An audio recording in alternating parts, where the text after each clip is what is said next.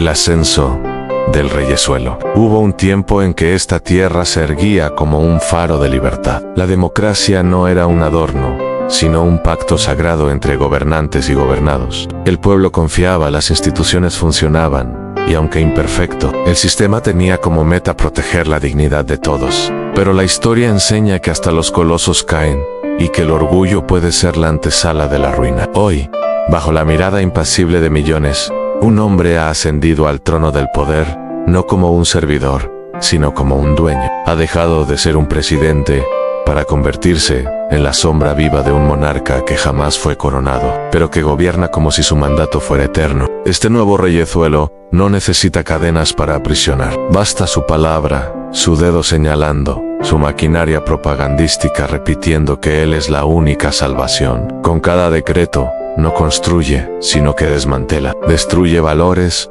instituciones y símbolos que habían costado siglos levantar. Humilla a quienes se le oponen, compra voluntades, aplasta reputaciones. No es un simple líder político, es un verdugo vestido de traje, cuyo filo no está en una espada, sino en leyes hechas a su medida. En los pasillos del poder, la riqueza fluye como un río envenenado hacia sus manos y las de su familia. Empresas, contratos, privilegios, todo se concentra en un círculo cerrado que no responde ante nadie. Las arcas públicas, que deberían alimentar a los pobres y fortalecer la nación, se convierten en el banquete de su corte. Mientras tanto, el ciudadano común paga el precio en impuestos asfixiantes, servicios que colapsan, derechos que se esfuman. Los tiranos modernos no se proclaman dictadores. Usan la fachada de la democracia para perpetuarse. Organizan elecciones que son teatro, donde el guión ya está escrito, él siempre gana, y por mayoría aplastante. Las urnas son símbolos vacíos, las papeletas un acto de hipocresía nacional. El pueblo, dividido y confundido, participa en la farsa sin darse cuenta de que su voto ya ha sido secuestrado mucho antes de marcarlo. Pero todo dictador sabe que para gobernar eternamente necesita algo más que mentiras. Necesita miedo, y el miedo se siembra con amenazas veladas, con persecuciones selectivas, con mensajes sutiles que recuerdan al ciudadano que no es libre para pensar diferente. Periodistas son silenciados, jueces intimidados, y cualquiera que levante la voz se convierte en un ejemplo de lo que sucede a los que no obedecen. Lo más peligroso de un reyezuelo no es su ambición, sino su herencia. Él no se conforma con gobernar, prepara a su familia como una dinastía, los coloca en puestos estratégicos, les entrega control sobre las riquezas y el poder mediático. Así, asegura que su legado no termine con su vida, sino que se prolongue en una monarquía no declarada, hereditaria y corrupta. El Estado deja de ser la casa del pueblo y se convierte en el botín del clan. Tierras, recursos, contratos, todo es repartido como si fueran tesoros de guerra. No hay fronteras morales en todo lo que puede ser controlado, comprado o absorbido por su voluntad.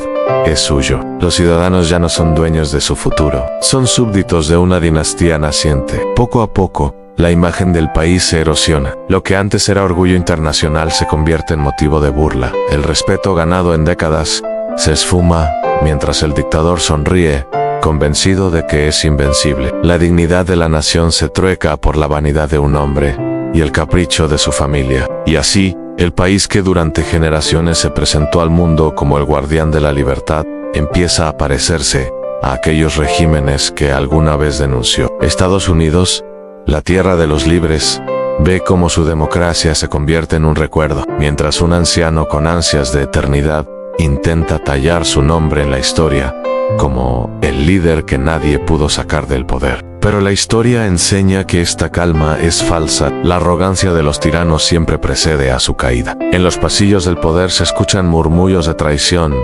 En las calles se siente un murmullo creciente de indignación. Y aunque él crea que el tiempo está de su lado, la eternidad no es para los hombres, y mucho menos para los déspotas. La caída inevitable de los tiranos. Los dictadores creen que su poder es eterno, que sus muros son indestructibles, que sus dinastías gobernarán por siglos. Pero el tiempo es un martillo que pulveriza hasta el más fuerte de los imperios. Babilonia cayó en ruinas, Roma se desplomó sobre su propia corrupción, y los imperios modernos se desmoronaron bajo el peso de sus injusticias. Así como los colosos de piedra se reducen a polvo, también lo harán los tronos construidos sobre la mentira y la soberbia. El miedo que siembran, tarde o temprano, se vuelve contra ellos. Porque un pueblo humillado puede permanecer callado por años, pero en su silencio germina la semilla de la rebelión. Y cuando esa semilla brota, ningún ejército, ninguna propaganda, ninguna familia real disfrazada de gobierno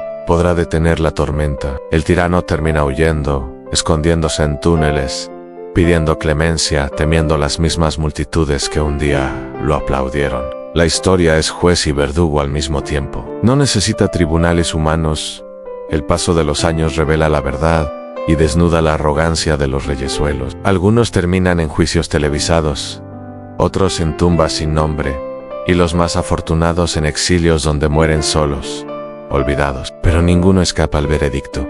Todos fueron mortales, todos fueron polvo, todos fueron recordados, no por su gloria, sino por la miseria que dejaron. El reyesuelo de turno cree que desafiará esa ley. Se mira al espejo y todavía se convence de que es fuerte, que su edad no importa, que el poder lo hace inmortal. Pero su cuerpo le traiciona, su mente flaquea, su voz tiembla. Ningún trono detiene las arrugas, ninguna dinastía congela los años. Al final, su eternidad no existe, solo hay un espejismo que se deshace con el soplo de la muerte. Y cuando el dictador muere, la tierra respira. Los pueblos, aún entre ruinas y cicatrices, levantan la mirada hacia un futuro distinto. Sus nombres quedan grabados en la memoria colectiva, no como héroes, sino como advertencias. Su legado no es eterno poder, sino dolor y lección. Y la voz de la historia, desde lo profundo de los siglos, vuelve a recordar lo que siempre se cumple.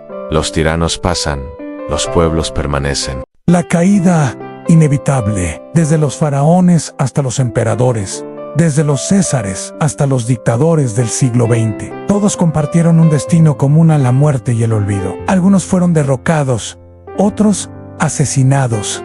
Muchos murieron en soledad, temiendo incluso a sus propios guardias. La historia no hace excepciones, porque el poder absoluto no puede escapar al juicio del tiempo. Muchos de ellos murieron rodeados de riquezas, pero vacíos de afecto. Las mismas manos que les aplaudían fueron las que les abandonaron cuando la marea cambió. Sus castillos se convirtieron en museos, sus monumentos en ruinas y sus nombres en advertencias para las generaciones futuras. Lo que estos tiranos llaman legado rara vez sobrevive. Sus obras faraónicas se deterioran, sus discursos se olvidan y sus promesas se revelan como mentiras. Lo único que queda son las heridas que dejaron a economías destruidas, pueblos divididos, generaciones enteras marcadas por el miedo y la miseria. No importa cuánto poder haya acumulado, ni cuán grande sea su maquinaria política, el tiempo lo alcanzará. El cuerpo envejece, la mente se debilita